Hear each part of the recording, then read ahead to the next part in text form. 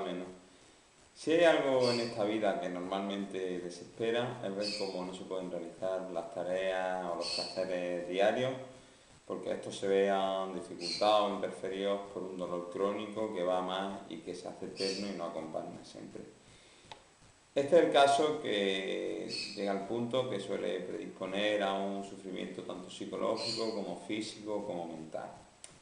Sin duda la articulación del hombro es especialmente proclive a esta cronificación dolorosa, en lo que se viene conociendo como el síndrome del hombro doloroso. Y este tipo de dolencias crónicas pues supone una lacra para las personas que lo sufren y suele verse sobre todo en la edad, en los casos que hay una tendinitis mal curada, o mal movimiento, o ciertas profesiones que requieren una serie de movimientos crónicos repetitivos. Por lo tanto, en este videoblog lo que vamos a hablar es de eso, del hombro doloroso. La articulación del hombro, por lo tanto, hay que decir que es la articulación del cuerpo de la anatomía humana que más movilidad tiene. Como explicamos en el anterior video tutorial en el que hablamos sobre la luxación de hombro, la articulación se forma por tres unidades. Por un lado está la cabeza glenohumeral, por otro la esternoclavicular y por otro la craneoclavicular. Y es una articulación que tiene gran amplitud de movimiento hacia todos los planos, hacia todos los sentidos. El hombro doloroso es un síndrome y por lo tanto su etiología, sus causas son diversas y no siempre están claramente especificadas, ¿no? Suele deberse a lesiones periarticulares alrededor de las articulaciones que conforman esta articulación, pero bueno, también se puede deber a lesiones internas de las articulaciones, pero también puede deberse o explicarse por patología ósea, muscular, causas extrínsecas o externas, causas vasculares, causas neurológicas, casos de fibromialgia o por ejemplo de algo de distrofia. Hay que tener en cuenta que estamos ante un síndrome del hombro doloroso que es bastante frecuente. Aquí en España, en nuestro país, se estima que normalmente hay aproximadamente de cada 1000 personas, 78 sufren este tipo de cronificación de dolor. Y bueno, también decir que estos datos van incluso en aumento a medida que vamos aumentando en la edad, o en ciertas enfermedades de base, o en ciertas profesiones o actividades habituales, y constituye el hombro doloroso la cuarta causa de consulta osteomuscular a nivel médico. También hay que tener en cuenta que más del 60% de los casos los síntomas cronifican y hay en torno al 50% de la gente que un año después de comenzar con los síntomas mantiene todavía la sintomatología del dolor.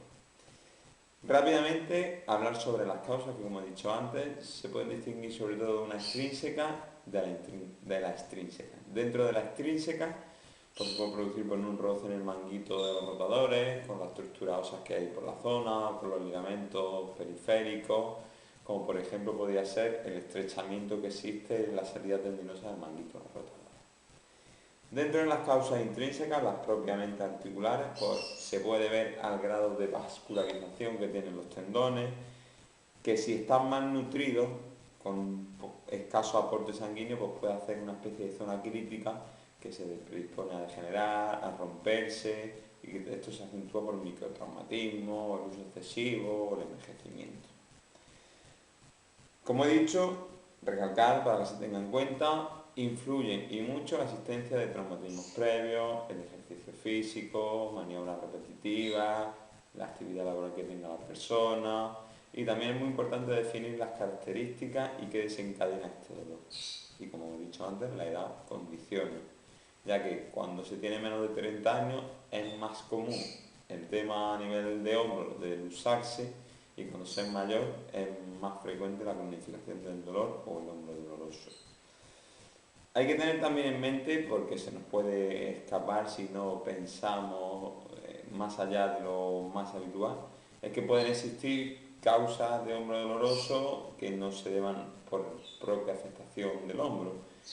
Dentro del diagnóstico diferencial de estos síntomas hay que tener varias cosas en cuenta, por ejemplo, una hernia discal a nivel cervical, que exista un herpes zóster, incluso un infarto del corazón, una trombosis, una disección aórtica, una neumonía, un neumotórax. Todo esto puede dar dolor aquí que se vaya cronificando en el tiempo y tenemos que estar pendientes para descartar este tipo de patologías.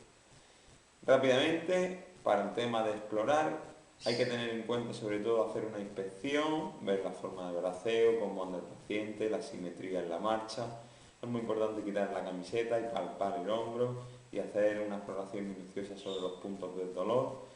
Hay que hacer una movilidad activa, que el paciente mueva por sus propios medios y sin ayuda externa en todos los planos, que haga una flexión, una extensión, una aducción, una rotación interna y una externa. Y si en alguno de esos movimientos hay limitación, pues conviene hacer una movilidad pasiva. Con un brazo nuestro apoyaríamos sobre la articulación y con el otro ayudaríamos al paciente a realizar los movimientos que anteriormente ha hecho de manera activa. Y bueno, decir que hay una serie de pruebas de imagen que pudieran ayudar, como sería el caso de una radiografía o una resonancia magnética o una ecografía. Pero ahora vamos a pasar a la parte más importante del videotutorial, que como siempre es el tratamiento, la escuela de pacientes, porque pueden ayudarte a ti o a usted si tiene este tipo de sintomatología. Para ello nos vamos a apoyar sobre un reciente estudio de una revisión bibliográfica que ha realizado en 2011, realizó Houston, que basa sobre todo el tratamiento en 5 pilares. El primero sería el reposo y hacer una limitación funcional de los movimientos repetitivos o de los que provoquen el dolor. A nivel farmacológico hay un primer eslabón, que sería el empleo de analgésicos. En el primer escalón pues, se encuentra el paracetamol y los antiinflamatorios no esteroideos, tipo ibuprofeno, enanto, Voltaren. No hay evidencias que digan si nos desencadenamos más a los AINES o al paracetamol, pero ese sería el primer escalón. Hay una tercera opción, que sería la segunda escala a nivel terapéutica, que sería infiltrar corticoides o ácido hialurónico en el hombro. Esto hay que tener en cuenta varios aspectos. La primera es que no se pueden dar más de 3 infiltraciones al año. Segunda, que en pacientes diabéticos pueden descompensarse y elevar las cifras de glucemia. Y bueno, decir que si hay una sospecha de una rotura del manguito de los rotadores, está contraindicado y que bueno, que a largo plazo no está de todo claro su efecto, aunque es verdad que a corto plazo, efecto inmediato, el alivio es bastante. Si lo anterior falla, nos queda, y el tratamiento conservador no es efectivo, nos queda pasar a la cirugía. La cirugía, por lo tanto, sería el último paso, el último medio terapéutico a realizar. Y lo más importante y sobre lo que nos detendremos ahora más y explicaremos con ejemplos es el ejercicio y la rehabilitación con fisioterapia. El objetivo del ejercicio y la fisioterapia es restablecer la movilidad que se pierde por el dolor.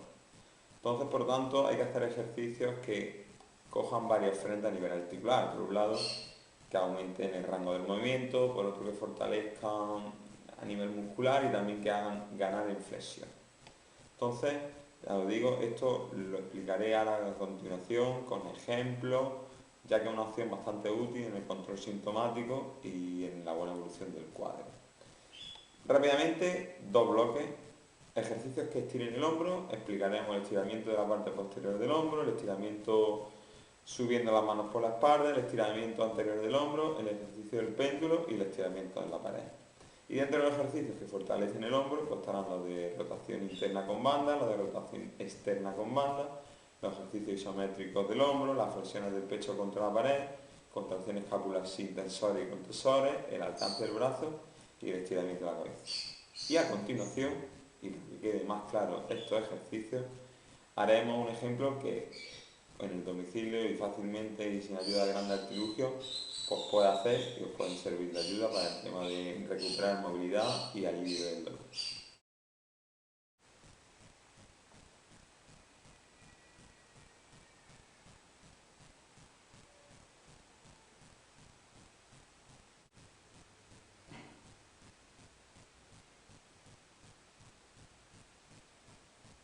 Los ejercicios de rotación tanto interna como externa, lo aconsejable sería utilizar una banda elástica.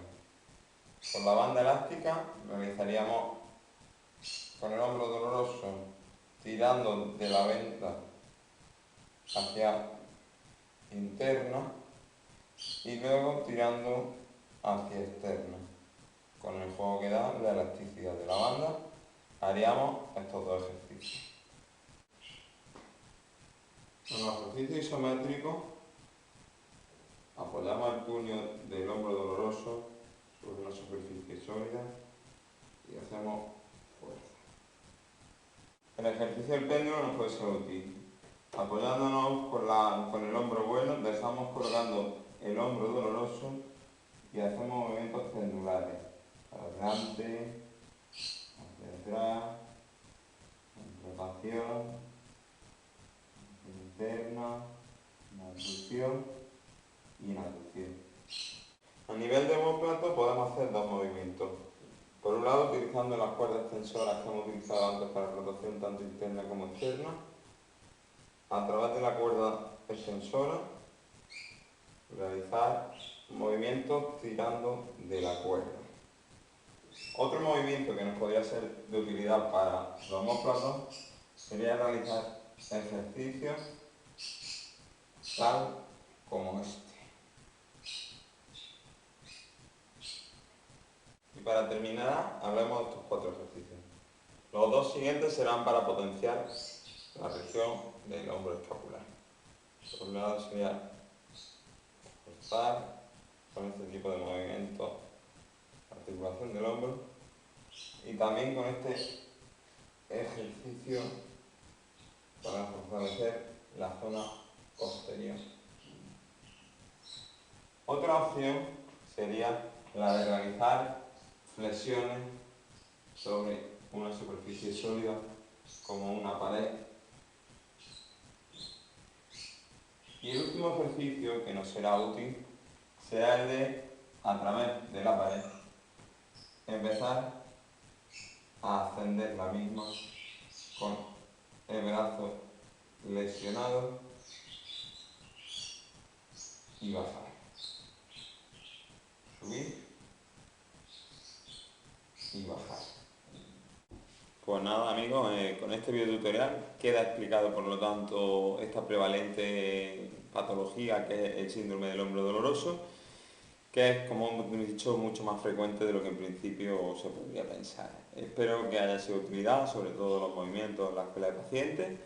Como siempre, pues pueden seguir más información a través de la página web www.juantoral.com o a través de las redes sociales donde se puede compartir información si te ha sido de utilidad. Y nada, seguir a través de los vídeos del canal de YouTube www.juantoral.com. Nada, esto es todo por hoy. Besos y abrazos. Nos vemos en el siguiente tutorial que esperemos sea dentro de poco. Un saludo y hasta la próxima.